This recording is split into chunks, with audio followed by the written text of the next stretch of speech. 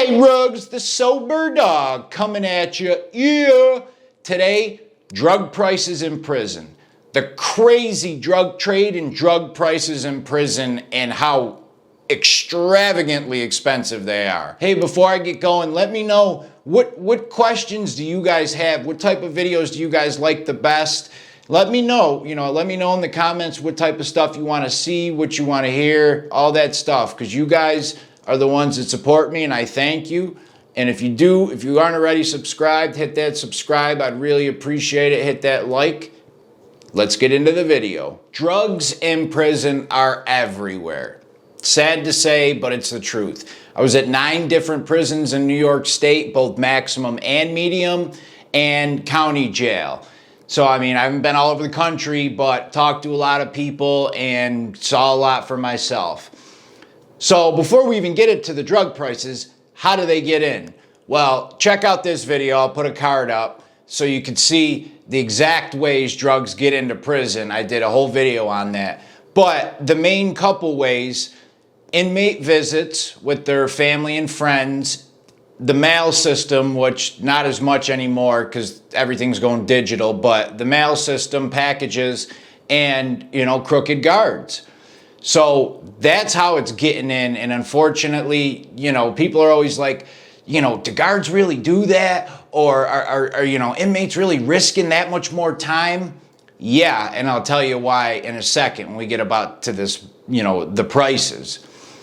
So the rule of thumb, or a rule of thumb, pretty much wherever you go, you could roughly guess that whatever something costs on the street, it is going to be 5 to 10 times that value in prison. That's a rough rule of thumb. Now, depending on where you are, what state you're in, what facility you're in, that's going to vary. Supply and demand, what type of drug, all those things, just like same as on the street, weigh on the prices of it. But, roughly speaking, quick example, I was at Collins, which is a medium security, smaller prison in New York State. There was 1,000 inmates total, 400 on one side, 600 on the other side, and the two sides didn't have any contact with each other.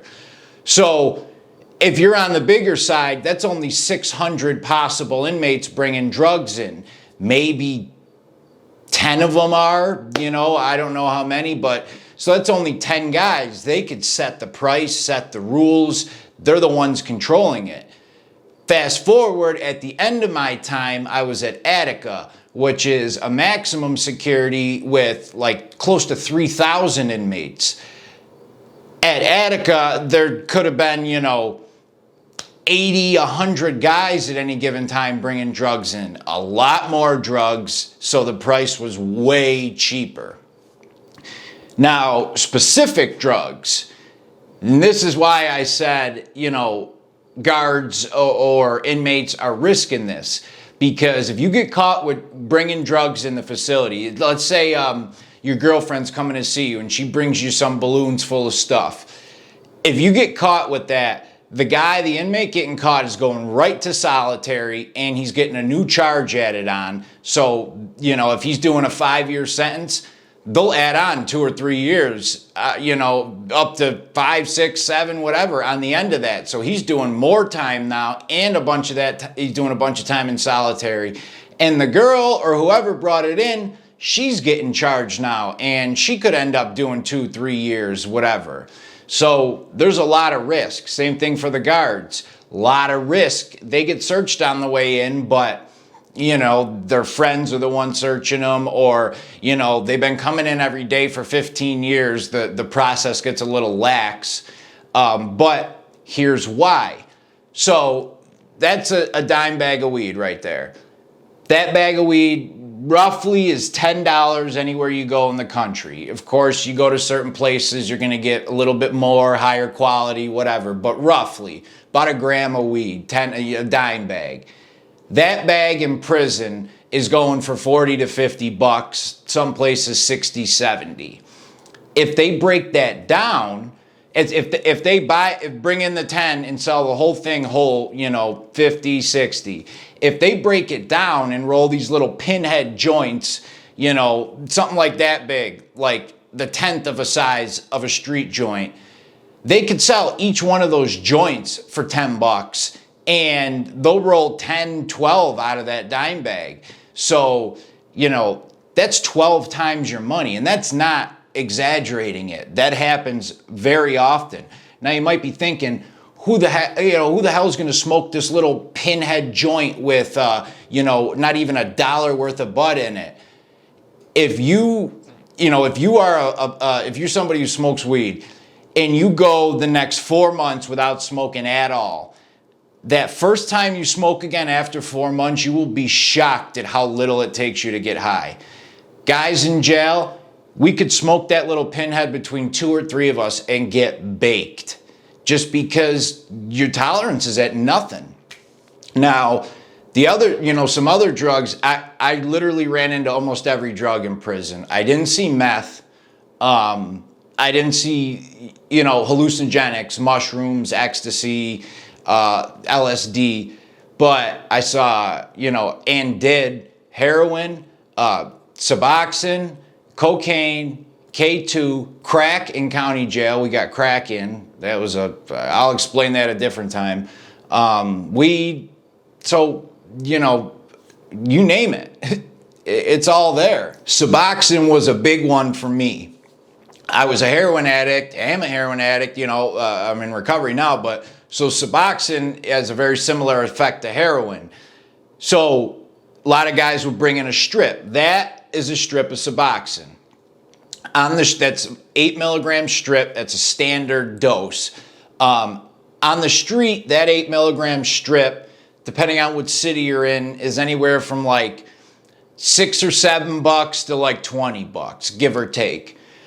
Guys would take that strip, cut it up into 8 pieces, so 1 milligram pieces, just about that size. 1 milligram pieces, and sell each piece for 10 or 15 bucks. That's, you know, 8, 10 times your money right there. If the jail was real low on drugs, they're breaking it down into a 16th, so a half a milligram. And once again, you know, for people who might be on Suboxone as a medication on the street, they take 3 of those 8 milligram strips a day, 24 milligrams a day, and don't get any buzz. You know, it just helps you out getting through your cravings and stuff. But if you stop any opioids for 5 or 6 months, and then you do that little 16th of a piece, you will be shocked at how high you get. Guys would do that little 16th after not doing anything for months, and they're in the bathroom throwing up in 45 minutes to an hour. Suboxone was my drug of choice in there. I did a lot of it. Take that little piece, and guys would put it in water and just drip it up their nose quick and get high as a kite. K2 spice, synthetic weed, whatever you want to call it, is very popular in prison, especially the prisons I was at right now. The reason why is it doesn't have, like, they could train the canine dogs to smell weed. Weed's you got that pungent smell even when you're smoking it. K2 doesn't. And if they train the dogs to smell this kind, there's a new kind a week later. So K2 is like, you know, imagine like oregano with chemicals on it, or you know, I don't know how else to describe it. Just a little, looks like weed, like a little green, you know, leafy stuff, but they just put all these weird chemicals on it that get people high. Guys would get K2 in, which you can get a big old bag of it, you know, an eighth, 3.5 grams for 25 bucks. Guys would bring that in jail, literally roll 300 pinhead joints and sell each of them for 10, you know, 15 bucks. It's a lot of money. That's why people are willing to risk it. Inmates are willing to risk more time. Girlfriends or boyfriends or friends or mothers and fathers are willing to risk getting caught bringing it in on the dance floor, you know, because they're making so much money. They spend 30 bucks and their guy inside is making them, you know, 1,000. And that's why some guards are willing to risk it, because, you know, some of them have drug problems themselves, or alcohol problems, or gambling problems, or they're going through a divorce, and they're willing to risk it if there's an inmate they trust, you know. So it's crazy. And the last thing I wanted to say on the issue is, so the common, way you pay for drugs is with some type of currency in there. So tobacco is always a currency in the jails and prisons I was at. A pack of Newports is $10 in New York State. So, we call it bricks. You give a brick, you get a $10 bag. Foods, currency, things like that. Radios, guys to sell and trade their radios, things like that. But a lot of guys, especially the guys who are kind of the kingpins in there selling a lot of stuff, they got as much tobacco and food as they could go through in, the next 3 years if they were in there. So they don't give a shit about that stuff. They want outside money for them when they get out and for their families. So that's like the street to street money. So a lot of guys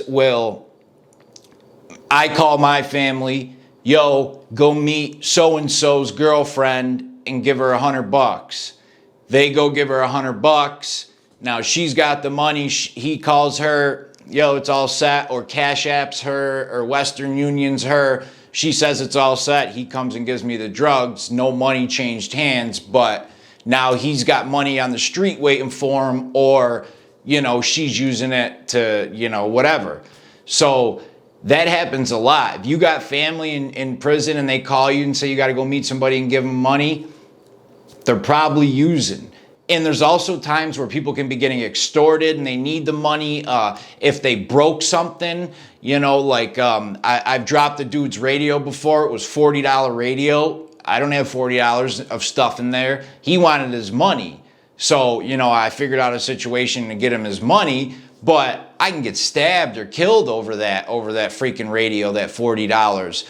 So if your family calls you, you can maybe, all right, but don't call me again. I'm not doing this again, because, they're probably using in there. And so I don't want to see people make that same mistake I did. I could have taken so much more advantage of prison, done programs, stayed out of solitary, gotten out earlier, but I didn't. I was doing the stupid stuff, chasing the bag, chasing the drugs. And guys don't care in there, They'll stab you over a $10 bag of weed just out of principle. Just to keep the rep up. So that's my video on about the drug trade, drug prices in prison. It is wild what goes on in there, and the amount of drugs in there is insane. All right. K-Rugs, remember, Sober Dogs does not promote or condone any drug use. These videos are for informative and educational purposes only. And if you like our videos, hit that like, that subscribe. I'd really appreciate it. Thank you, everybody. Appreciate it. You guys are awesome. Yeah. K-Rugs, the Sober Dog, and I'm out. See ya.